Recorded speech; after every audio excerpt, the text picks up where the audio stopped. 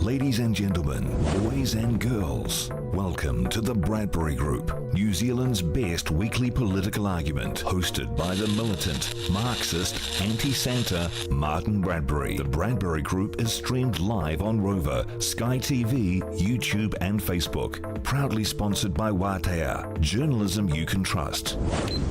Let the arguments begin.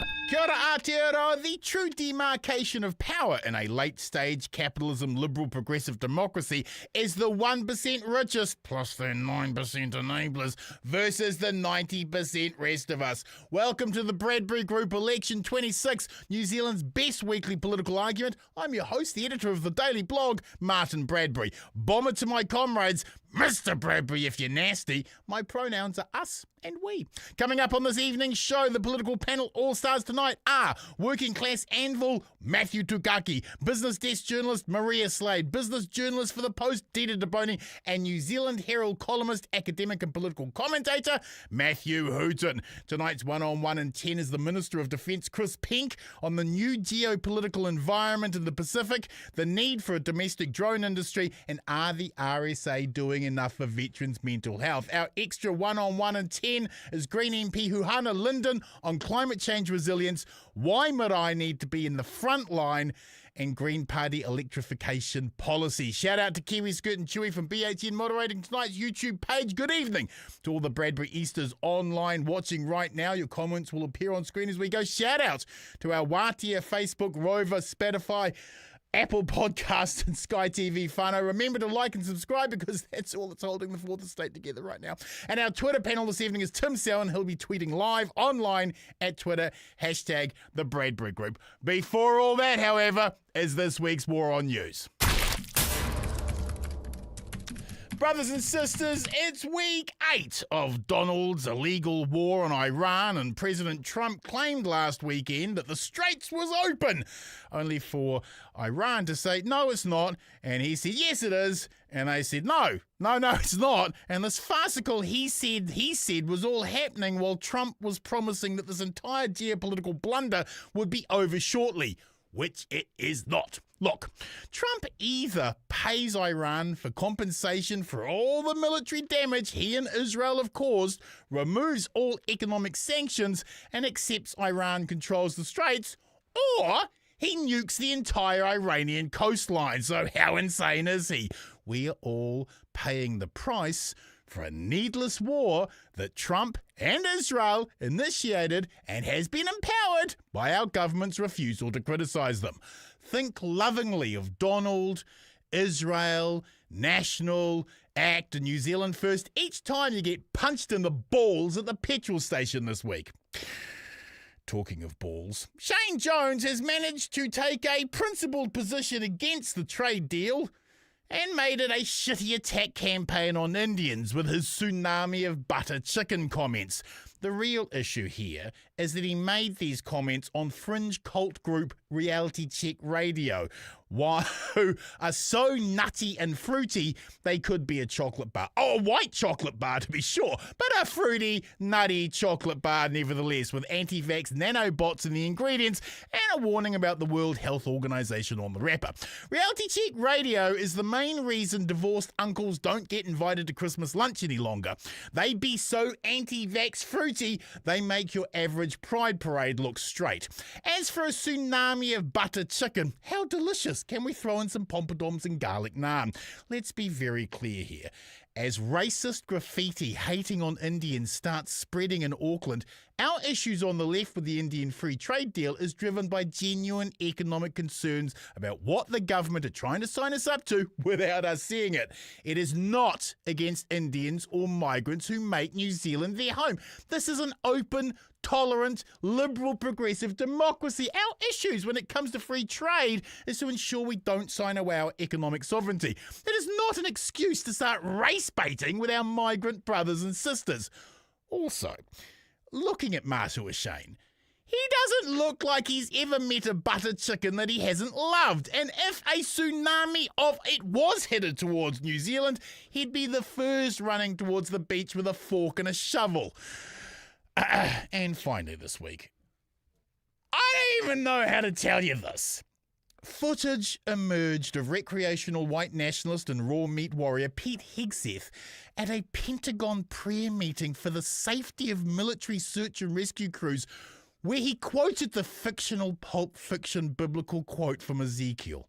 Now, quoting a fake Bible verse from one of the greatest movies of all time is one thing, but why would you be thundering, the path of the downed aviator is beset on all sides by the iniquities of the selfish and the tyranny of evil men. Blessed is he who, in the name of camaraderie and duty, shepherd the lost through the valley of darkness, for he is truly his brother's keeper and the finder of lost children. And I will strike down upon thee with great vengeance and furious anger those who attempt to capture and destroy my brother, and you will know my call sign is Sandy 1 when I lay my vengeance upon thee. Why would you say things like that at a prayer meeting for military families? It's like burning books to celebrate a baptism. This clown is the person running America's illegal war on Iran. I'm sure it's all going to go swimmingly. The political panel all-stars up shortly, Huana. But first, this week's one-on-one in 10 with Minister of Defence Chris Penk on the new geopolitical environment, the Pacific, the need for a domestic drone industry, and are the RSA doing enough for veterans' mental health?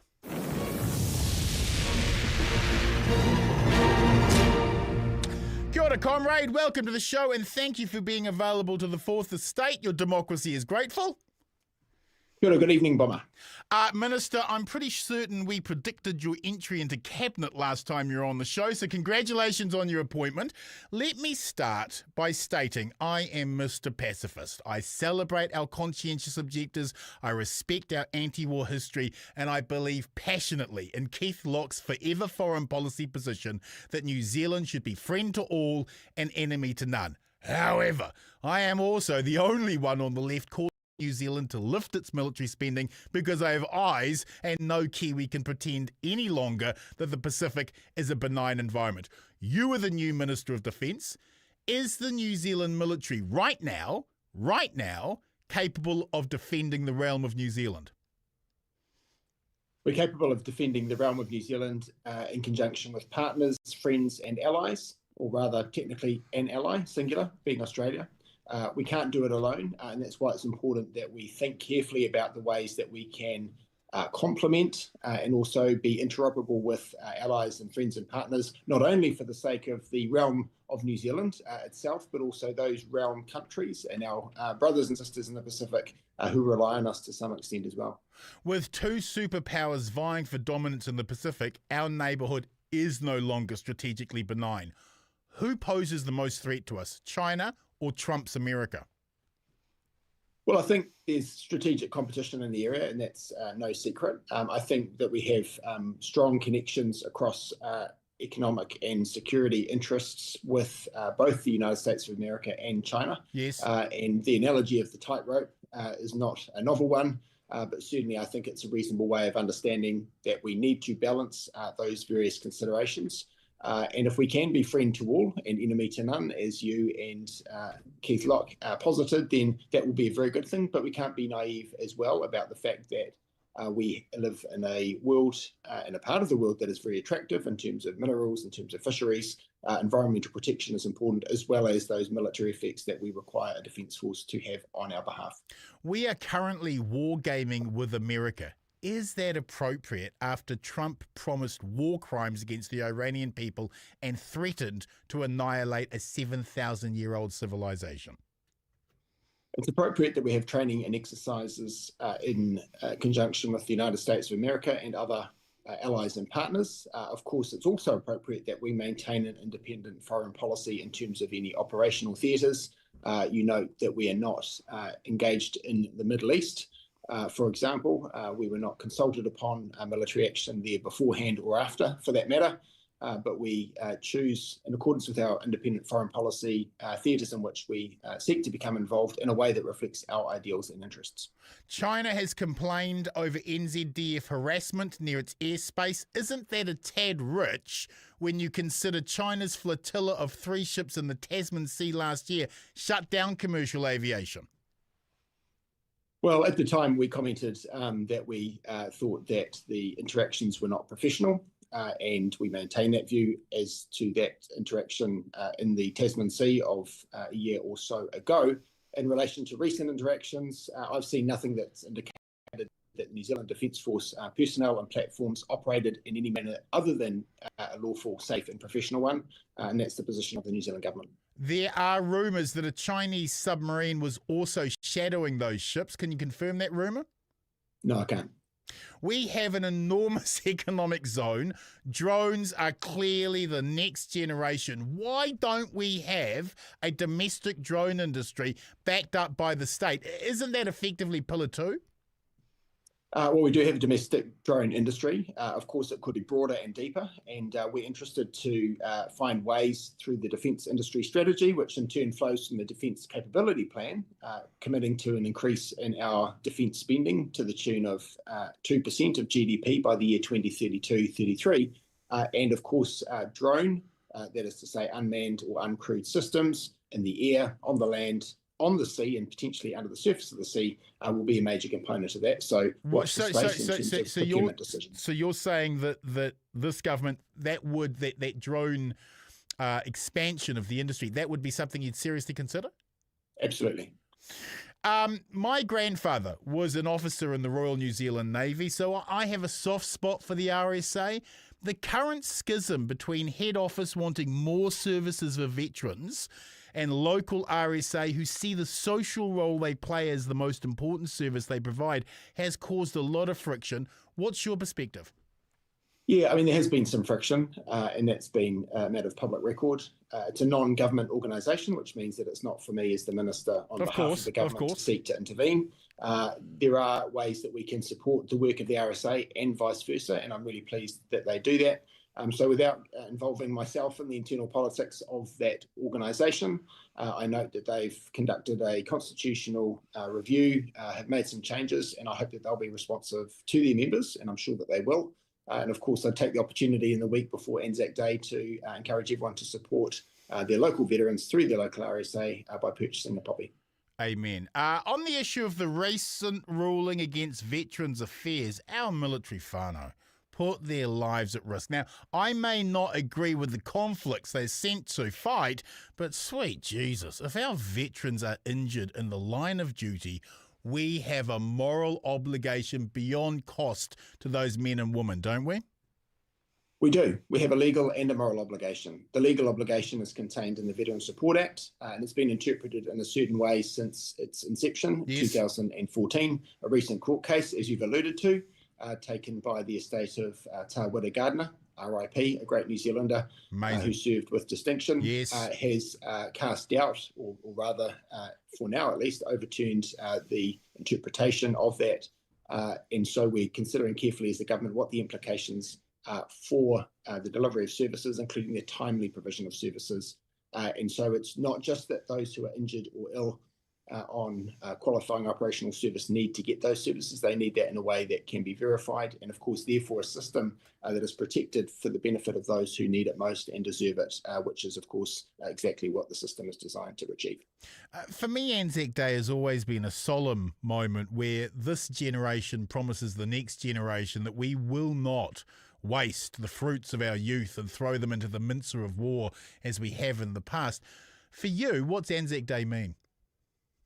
Well, I think you've stated that in very poignant fashion. I think we can encapsulate a lot that remembers our military history with a view to learning those lessons, lest we should be tempted to forget them and therefore be doomed to repeat them. So I think when we say those fateful words at the end of the Ode of Remembrance, that we will remember them. There's a lot that's tied up in that to promise that we will work hard to ensure that we protect those freedoms, but also enjoy those in the present day and be mindful of the sacrifice made by previous generations that we might enjoy them. Amen. And finally, Minister, it would be amiss of me to not ask you the following question. How's your boss holding up? Is the National Caucus fully behind Christopher Luxon as leader, or are they behind him to stab him in the back? No, we're fully behind him in the proper and appropriate sense of that phrase, and so there's nothing to see here. Move on. Thank you, Minister. We will talk again soon. Have a great Anzac Day. Cheers. Thank you too. Thank you. The political panel all-stars up shortly, Whānau, but now this week's extra one-on-one in 10 with Green Party MP Huana Lindon on climate change resilience, why marae need to be in the front line, and the Green Party electrification policy.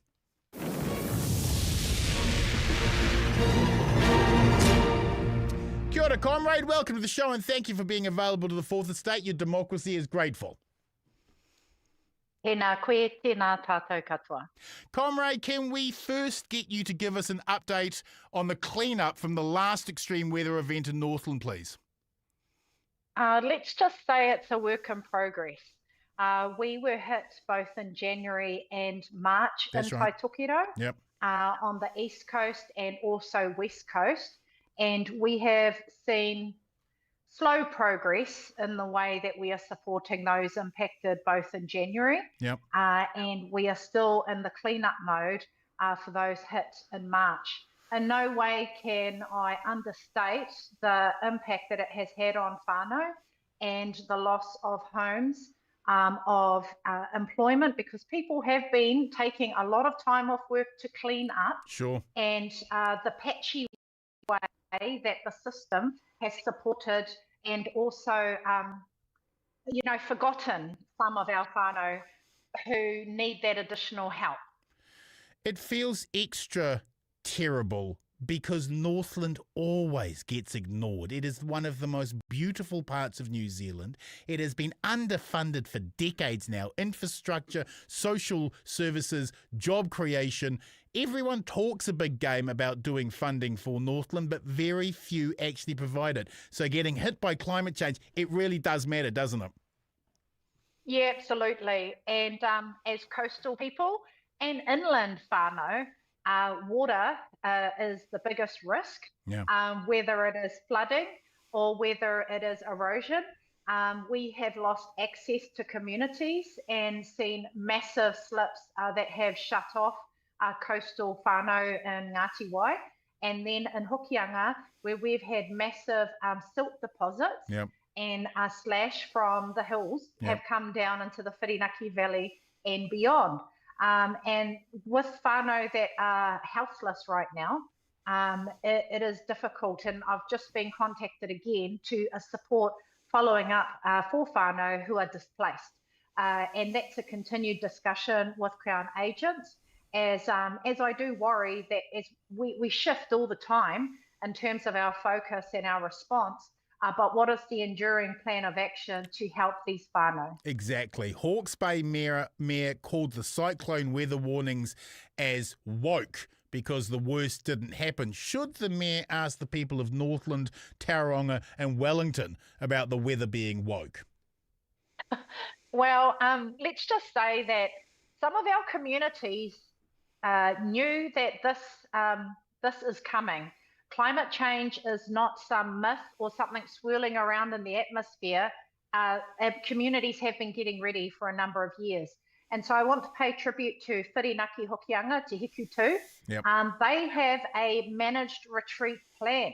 They have been engaging as hapu and community to plan the uplift of over 50 homes to higher ground in the valley. Wow. That they still stay as mana whenua, but they need to go to higher ground. And so we can't say that communities are just sitting there idle. Sure.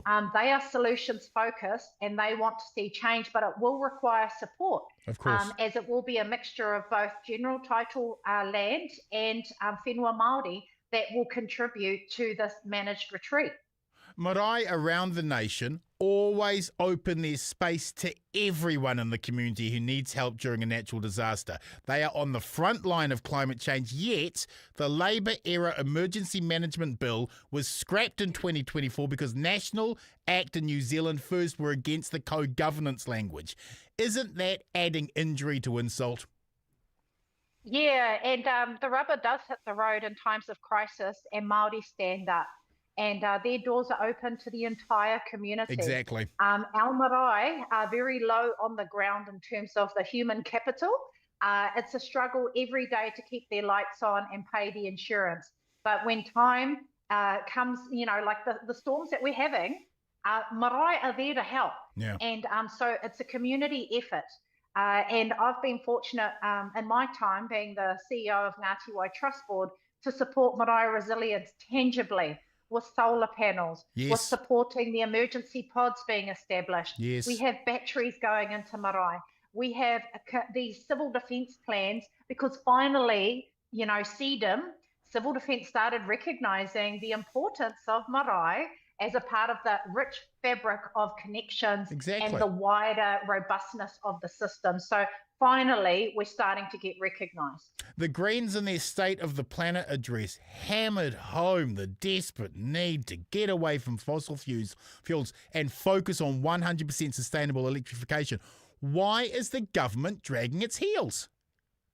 Yeah, it's crazy to think that, you know, we have this continued over-reliance on fossil fuels. There is an opportunity for us to harness ngā hihi o tamanui te rā. It's right there. You know, let's harness that.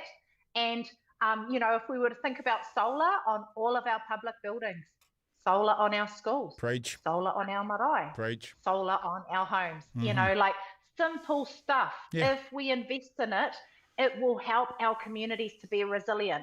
And as we have right now with the fossil fuel crisis, hey, public transport. How about that? You know, rural communities don't have public transport. We need subsidies. Yeah. But in town, why not free public transport for time-limited support for these communities that need to get from A to B? I agree with you 1,000%. I don't think climate change is a scientific debate any longer. It's a cultural debate. There are many Kiwis who just don't want to admit the Greens were right all along and can't bring themselves culturally to admit that. What would you say to the climate deniers as we face more extreme weather? These weather events are not 1 in 100-year events. Come to Hokianga, come to Taitokiro. This is a lived reality of many of our communities across Aotearoa, even here in Wellington right now. Right. So let's not close our eyes being ignorant that it's not happening and that we are not robust, we are not sustainable in the way that we're viewing the entire system, and we need to gear up quickly and with purpose. And so what we're encouraging is the fact that we do need to have that plan, that, you know, and the change of industry, you know, the electrification of industry. There are many avenues available. If we invest in it, if we show the plan, we will change. It's a culture change. National Act in New Zealand first voters might not believe in climate change, but their insurance companies sure do. Research out today shows that a storm is hitting New Zealand every 8 days. How long can our denial about that reality last? Well, that's the thing. The proof is in the pudding, or in the storm that's raging outside. You know, let's work together as communities and hold our representatives, whether they're in council or members of parliament, to account. That it is by political choice where the resources are being applied. Now, at some point, whether it's on the 7th of November or beyond, you know, in our next general election or the next local government election, all of these officials need to be held accountable on what they have applied resource to. Yes. Finally, Huhana, your response to the Greens' incredibly strong result in the latest TVNZ poll. Hey, we just keep marching forward, being consistent, being present in community. I'm a dedicated community MP. You are. I'm only a list MP, but I'm out there and I'm doing the mahi. My gumboots are in my car every day and I'm ready for whatever's coming my way. And that's a part of our commitment of being visible, seen, connected and respected. You're amazing. Thank you, comrade, for sharing your insight and oversight this evening. We'll get you on again soon. Thank you. Ngā mihi. Kia ora. Okay, now to our political panel all-stars. Our first panellist is the union rep for Slytherin House. He makes Machiavelli look like a virgin, and he's the only New Zealand right-winger not on the Taxpayers Union payroll, perpetually joining us from a secured, undisclosed location for reasons we can't disclose. New Zealand Herald columnist Matthew Hooton. Kia ora, comrade. One word to describe the weekly, sir. Astounding. For several reasons. The first thing, of course, the Middle East and Washington, D.C., but that's astounding every week. And then, of course, the events in the New Zealand National Party. But I think the most astounding thing this week was that the new right-wing Minister of Defence from the Conservative faction of the National Party was the guest of honour on the Bradbury Group, and there was a serious, intelligent conversation between Chris Penk and Martin Bradbury. I mean, what is going on here? And you agreed on those things. And he talked about an independent foreign policy. I mean, either you're turning or he's some sort of communist. One of us is. That's right. We'll find out. We'll find out soon. Our next panellist is an actual journalist who, quite frankly, is too good for this show. This is her doing charity work for the poor. Business journalist at BusinessDesk, the ever-brilliant Maria Slade. Kia ora, comrade. Welcome to the show. One word to describe the week, please, ma'am.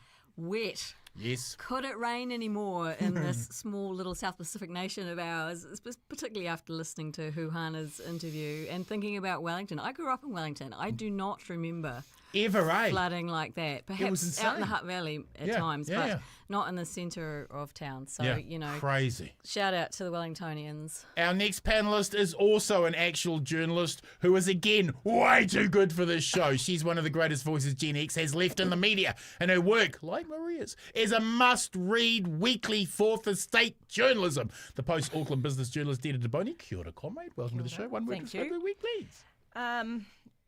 Inflation and lack of business confidence and people not putting their hands in their wallets anymore and the disaster it spells for New Zealand's economy. We'll get into that shortly.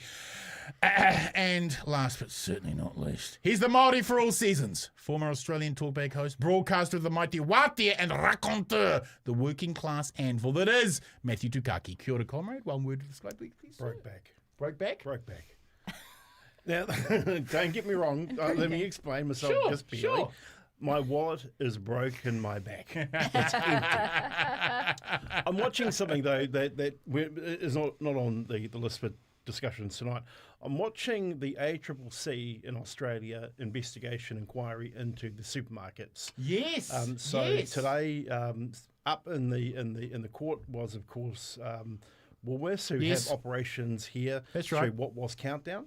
I've already seen the evidence presented by Coles in the court as well.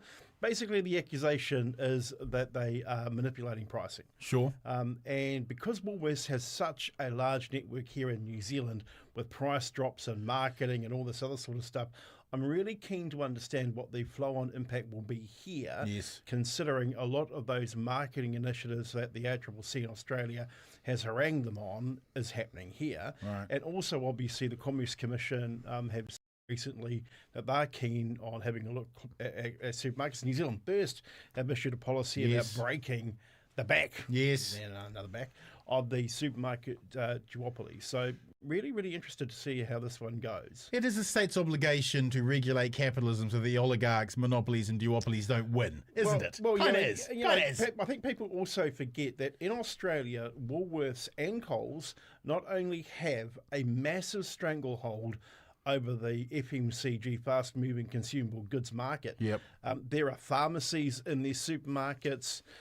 BWS Beer, Wines and Spirits, which is owned by Woolworths, operate in the same precinct, and so on and so on and so forth. Starting to sound more like a monopoly. I mean, and when you have a look at some of the supermarkets for the Woolworths chain in New Zealand, you're starting to see that creepage.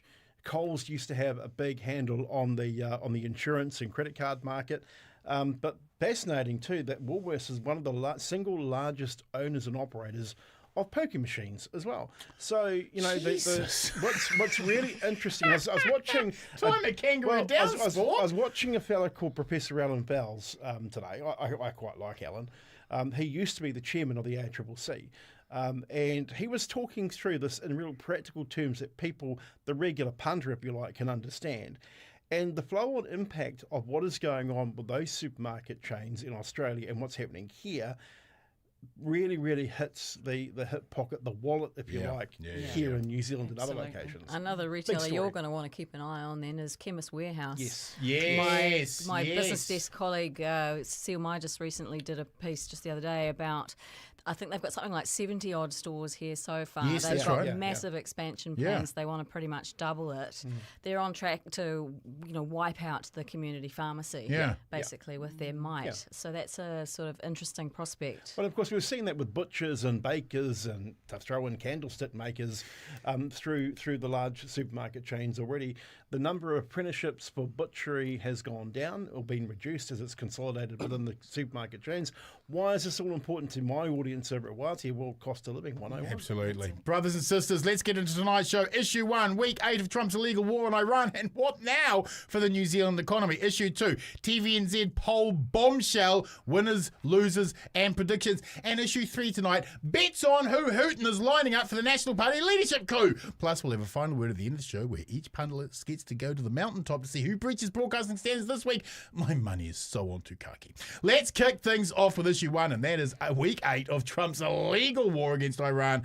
And with the Straits still closed, the new CPI data out today shows inflation holding to 3.1% without taking into account the inflationary damage Trump's war has caused. Matthew Hooton. Okay, so Trump is back to threatening Iran if they don't agree to stop the war that he started. Where are we now?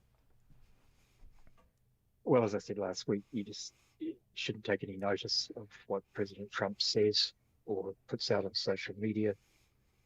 He doesn't know what he's doing. It's a complete shambles for him. He's making it up as he goes along. There was a report in the Wall Street Journal that suggests he might have slightly more self-awareness than we think, because apparently he's concerned that this is going to define him in a negative way and his presidency in the same way Iran defined and ruined Jimmy Carter's presidency. And that seems to make some sense. So maybe the president's got a little more self-awareness than we think. Follow-up question. CPI came in at 3.1% higher than anyone predicted, and this before any of the fuel inflation has hit. The Reserve Bank governor must raise the OCR. Now, how does that impact the government's electoral chances? Well, it's very bad for the government's electoral chances. As you say, it was higher than expected. The non-tradables inflation, the domestic inflation, so-called, was 3.5%. So this is not, we had domestic inflation in New Zealand at 3.5% prior to the war. And when I look at inflationary expectations, you hear people talking about 7% inflation. But there was a poll for Talbot Mills done recently, and apparently a majority of New Zealanders think petrol is going to reach $5 a litre. Now, it's not. They're wrong. But the fact is that the public and the consumers are expecting a lot of inflation, and I really think the Reserve Bank has to move fast, as soon as May, get this under control, because it's much easier to stop high inflation coming. It's much easier to stop it reaching 7% than it is to then get it from 7 back down to 2. So I think we'll see 3 interest rate rises before the election, and of course that's very bad for government's prospects. Maria, ANZ was wrong, ASB was wrong, Westpac was wrong, BNZ was wrong, and even the Reserve Bank was wrong. CPI was higher than the always look on the bright side of life rhetoric from the cheerleaders of free market capitalism. When do we admit we're in trouble? There was some interesting research or comments came out from the finance house Jarden the other day. We ran a piece at BusinessDesk, and they were saying, interestingly, on Trump, he comes across as this maniac, but he is a lot more calculated than you think. They were saying every time the price got to US $100 a barrel, he would come out with, the war's nearly over. Just hold on, folks. We're just about done. And it was working. Right. And the price would come back down again. Everyone would go, well, maybe it really is over. But, of course, he's run out of road on that one now, because we know that he's talking a load of bull dust. But getting back to what Jarden was saying, it's grim, because the headline numbers for fuel, they're saying, don't really bear relevance to what's actually happening in the pipeline. The bubble, the gap in production is still flowing through the pipeline, because some of the oil tankers that are now reaching Europe only left around about the time the war started. That's right. Production, I think, has gone down something like 12%. That gap in supply has yet to flow through. and it's going to take ages, even if the war were to stop tomorrow. We're going to see the effect on supply and prices going on for quite some time. So, yeah, the news for inflation in New Zealand is not great because it flows through to everything. Right. Every single thing. I did a piece the other day about building supplies, PVC pipes. PVC is made from petrochemicals. Sure. The price has gone up 30%. Wow. So, it just affects every single thing you can think of, and that affects demand, and, it's just not great for the economy. Follow-up question. You're one of our best business journalists. What are you hearing from the front line of the economy right now? Well, I think it's just uncertainty. That's the problem. And the longer this goes on, the greater the uncertainty. Right. Again, if the war were to end tomorrow, well, we might go, okay, we're going to suffer for the next couple of months, but for a few months perhaps. Right. Then we'll get back on track again. But we just don't know. We are at the complete mercy of the geopolitical situation in that regard. Yeah. I mean, I think eventually the world will start adapting. I was reading a piece in the Wall Street Journal the other day about how the Chevrons and the Exxons and those companies, they're already looking at other parts of the world that they can start producing more oil, Venezuela being one. Right. Because they know this Strait of Hormuz thing's going to keep on flaring up probably. But yeah, eventually the world will adapt. But in the meantime, it's going to hurt, right?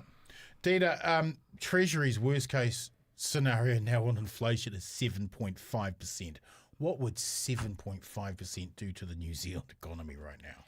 Well, I mean, the quarterly survey of business opinion came out today, and from what I remember, the top line of it was that 1% of businesses expect a positive next few months. Jesus, 1%. Only one. And that was from 39% prior to the war. So, I mean, it is absolutely disastrous. I agree with what Maria is saying in that we are talking to a business every single day, a small business, whatever. Yep. And they're mainly saying it's the cost of diesel and fuel at the moment that's the killer. Yep. But, what is coming down the pipe is just so frightening. It does depend who you read, of course. Yep. But, for example, I wrote a story today about, well, it's not my story, it's a Reuters story, but it was about how Kuwait is calling force majeure on its contracts. Oh, shit. So what that means is that they're cementing a new idea about supply, which is we are not going to fulfill our contracts, so don't expect it. Wow. And they supply Singapore and South Korea. Yes. And who does Singapore and South Korea supply? Us. And this is why, people are worried about the way Christopher Luxon comes across, although, obviously he's trying to tamp things down and keep people calm. Sure. But there's just something wrong about the way he's saying things. I think someone like Nicola Willis is actually saying the right kind of things. Yep. If Do you think the market has priced in what if this actually goes wrong? Well, no, they haven't. Look at the share market. I mean, I don't think they have. Yeah. They keep thinking it's a... it's a surmountable event. Yeah. But, can I just say one other thing about the CPI today? Please. Within it, although we are at the mercy of geopolitics, and I agree with that, there are some things that are making life in New Zealand much worse. For example, one of the things that has gone up the highest over the quarter, is prescription charges. Really? Yes, that's gone up like over 17%. It was one of the drivers of that inflationary figure. And it's because people who used to get multiple prescriptions used to have them free after 5 or whatever the thing is. I don't know if anyone knows that. But now that's come off. But that's a government decision. Wow. And, who is that going to impact? Who is that going to impact? Most disabled amongst us, right? So, yes, geopolitics, but also policy decisions. Matthew Tukaki, Auckland charities are reporting a dip in food parcel pickups because the city's poorest are unable to even afford the petrol to drive to a food bank. How bad is it going to get out there for whānau? Well, just to pick up on this other point, I've been watching something that a lot of people don't take notice of, and that is the cost of school uniforms and also the cost of school stationery at the beginning of term and school year. Because we've got used to this whole bring your own device and the cost of electronics and all these other sort of things are creeping up. So a lot of whānau are, because we had this as one of our questions of the day, what's the impact at the beginning of the school year? And the analysis showed really, really clearly that a lot of people were not buying school uniforms, they were not buying school stationery.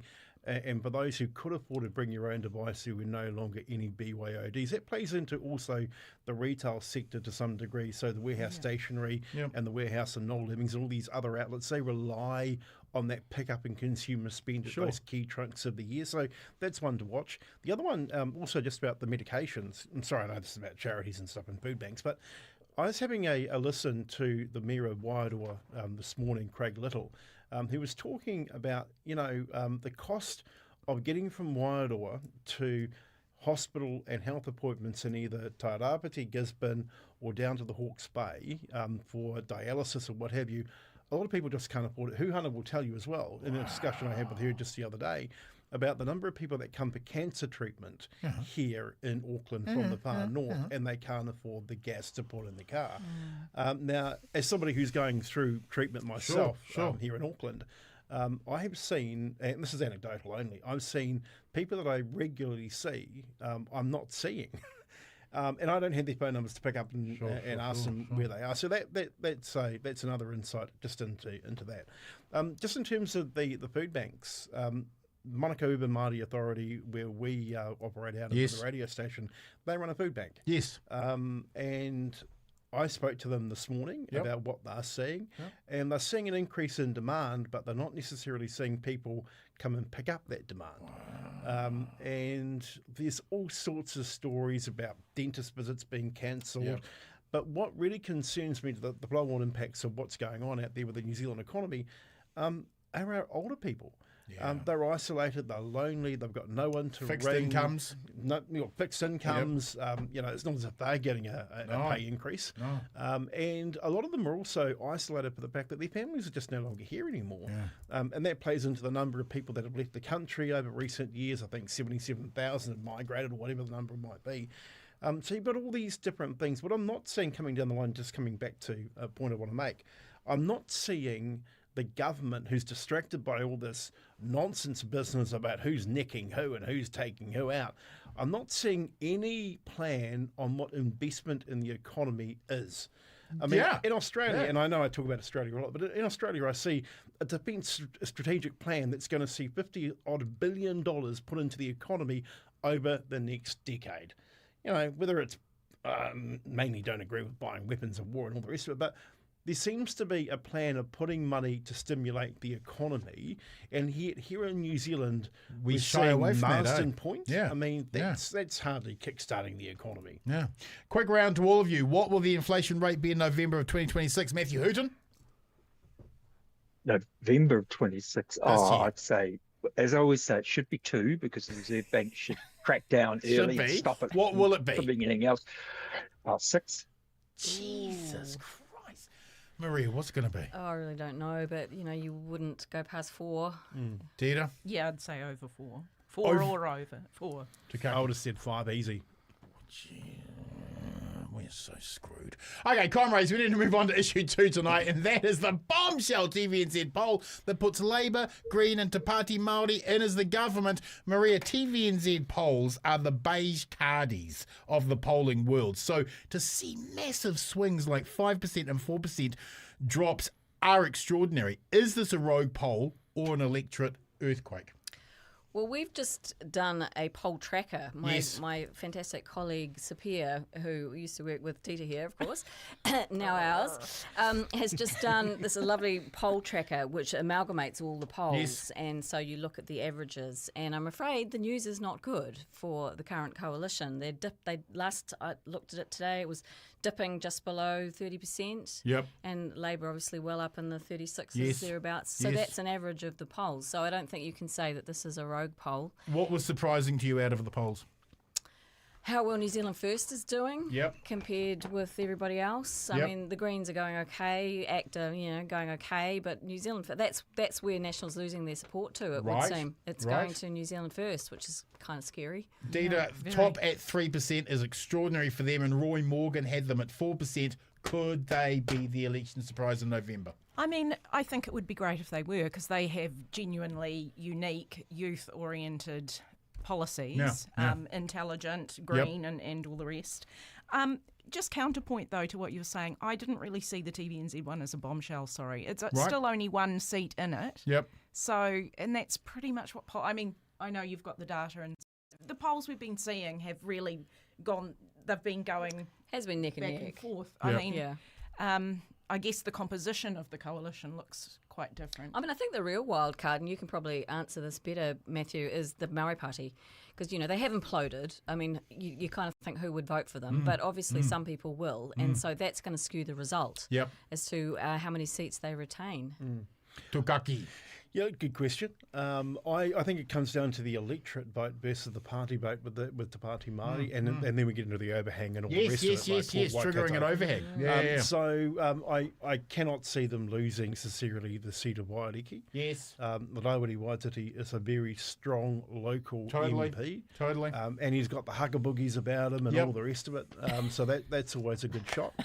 Love a bit of hugger boogies. Hugger boogies. But I mean, they've got a solid chance at 4 seats, haven't they? They've got a solid chance. I mean, Willie Jackson will tell you that he's got a solid chance at winning winning he will. them all. Bless him. God love him. But you've got, it depends on what goes up in Taitokoro with Maria Mino Kapakingi. Yes. Very strong local candidate, but that's unresolved. Yep.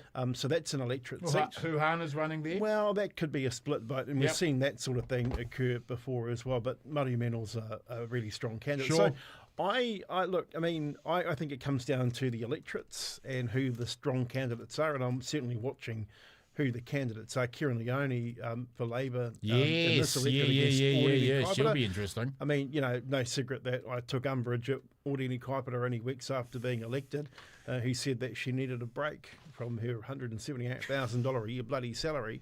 I just needed some time. Time from the hell what? Bloody hell.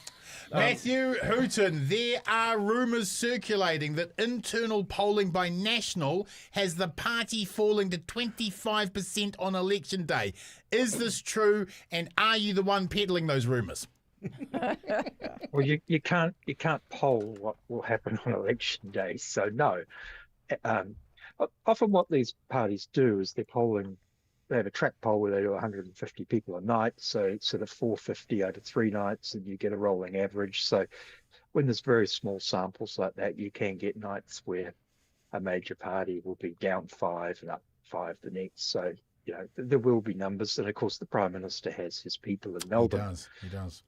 He thought they were in London, but it turns out they're in Melbourne, who apparently weight the numbers in a way that make them more favourable. Sure, so who knows? When it comes to the TVNZ poll, I just see it as a reversion to the mean by the outlier.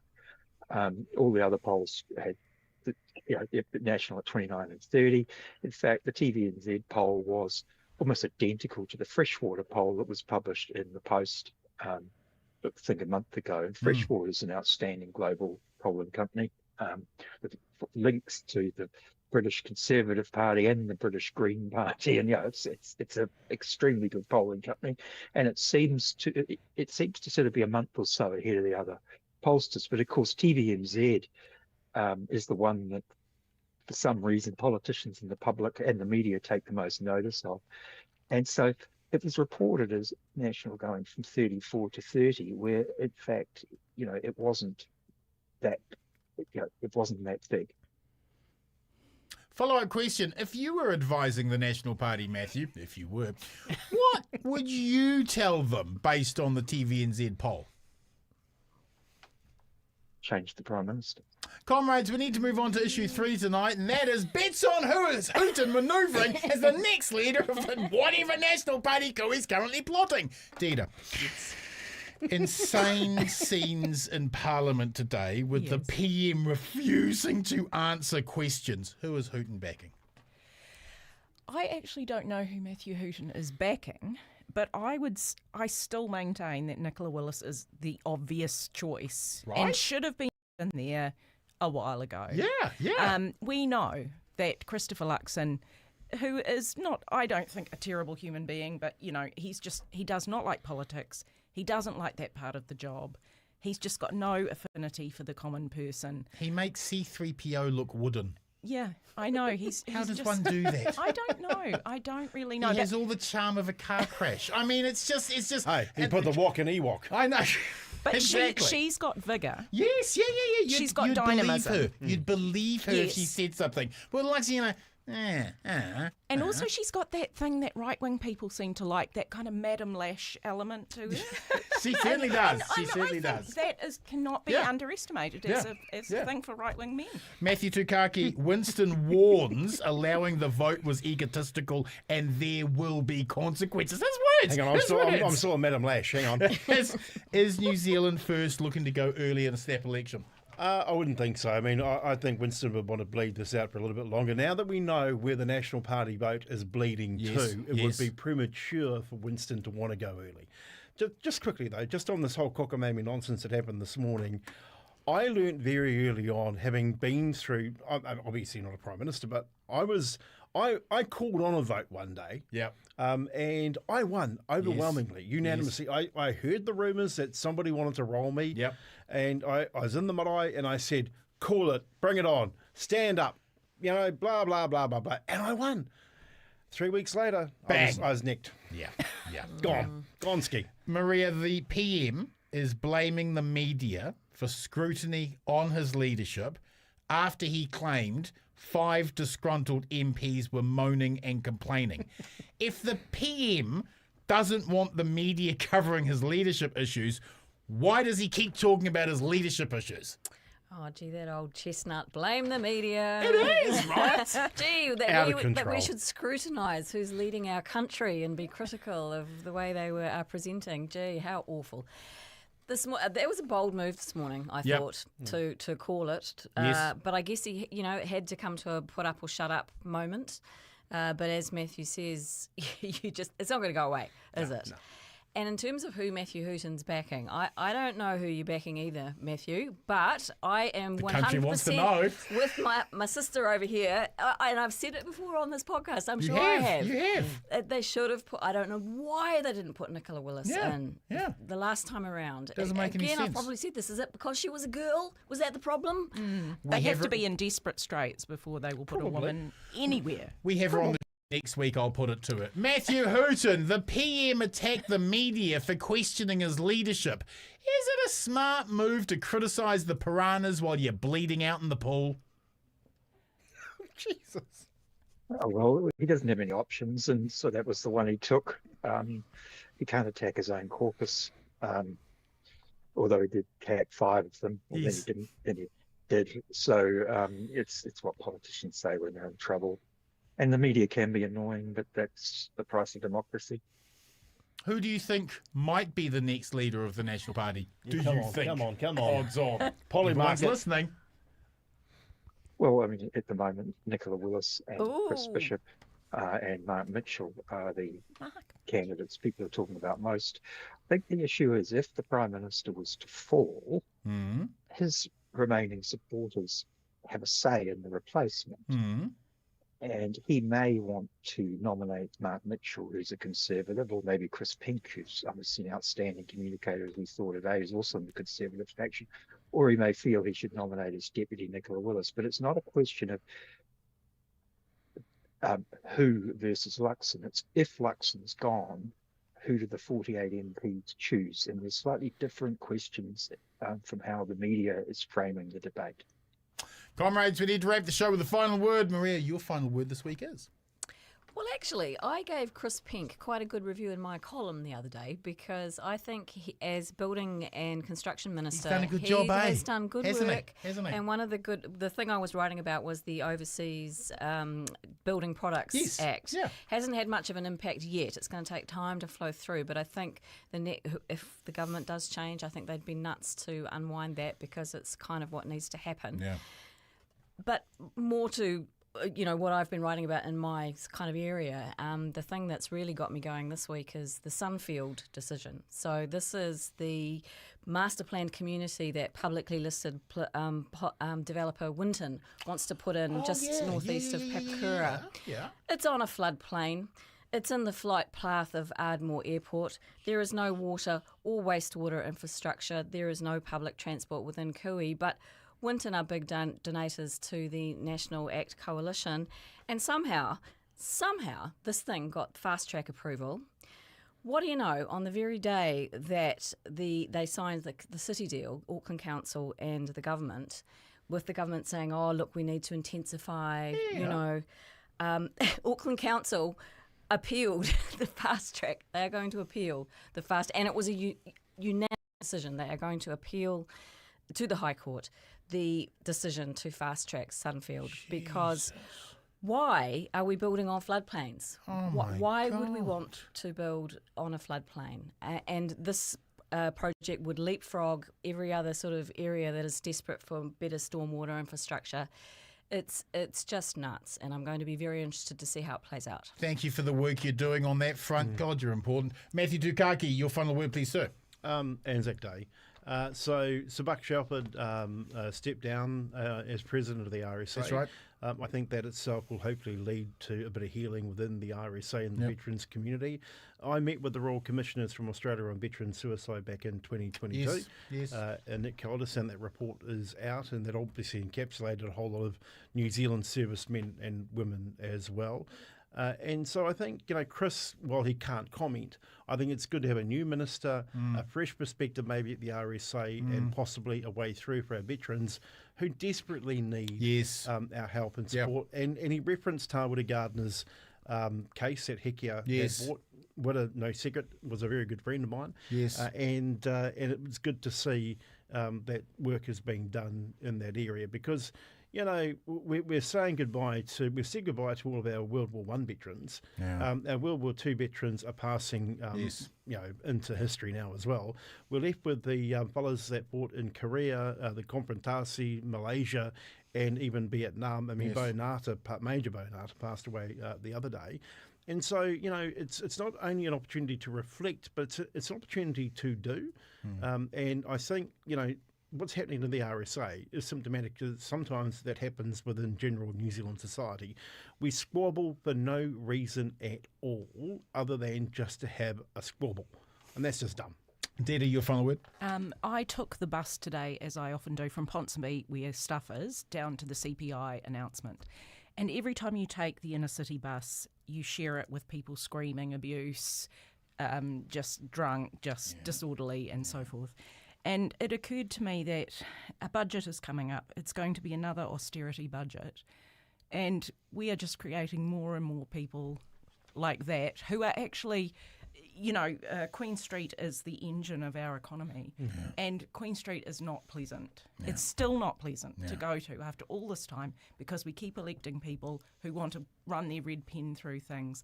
And I just had this feeling of doom about tourism, about Queen Street, about Auckland, and I hope that's untrue. But if it's an austerity budget, there'll be more of it. Thank you for your words. Matthew Hooton, your final word this week, please, sir. Well, just quickly, it won't be an austerity budget. They'll spend more than ever before.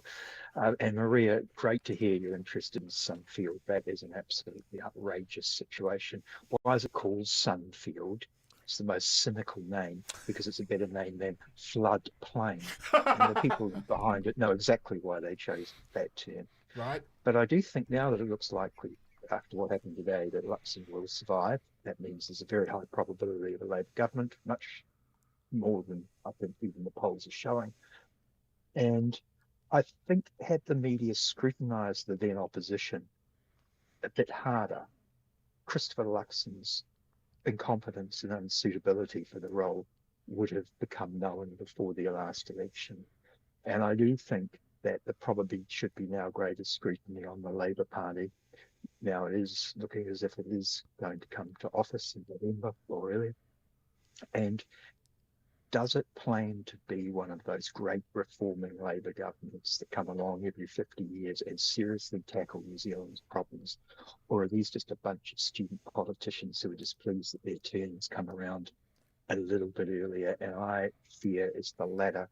And I think they do need more scrutiny as the likely incoming government. That's what you said about Jacinda Ardern, though, however.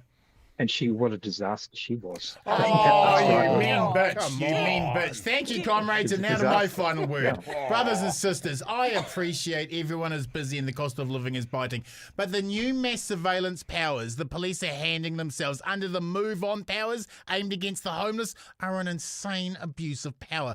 If this is really about the safety of the homeless, why aren't we talking about body cams that fill the entire interaction with the homeless? Why are we only allowing the police to decide what gets filmed and what doesn't? The practice of illegally interviewing Māori teenagers with no checks or balances was stopped in 2020 when police were caught out doing it. They are now trying to slip it back into this deplorable Move On law. Comrades, I'm not anti-police. I'm pro-citizens having legal rights and protections. If we all agree an adult should have a lawyer present when being questioned by the police, why would we allow less protection for our kids? This is a democracy. It isn't a police state. Don't give the cops this power. In solidarity, the revolution continues. Ka pai, Aotearoa. The Bradbury Group, New Zealand's best weekly political argument. The Bradbury Group is an independent podcast through the Rover Network, sponsored by Wātea News. Everything on the show is an opinion and shouldn't be taken seriously enough to attempt defamation action against us. We were joking. We're never serious about anything. And officially, a small wetter in Avondale is legally the owner. Good luck finding him. Don't forget to follow, like and comment.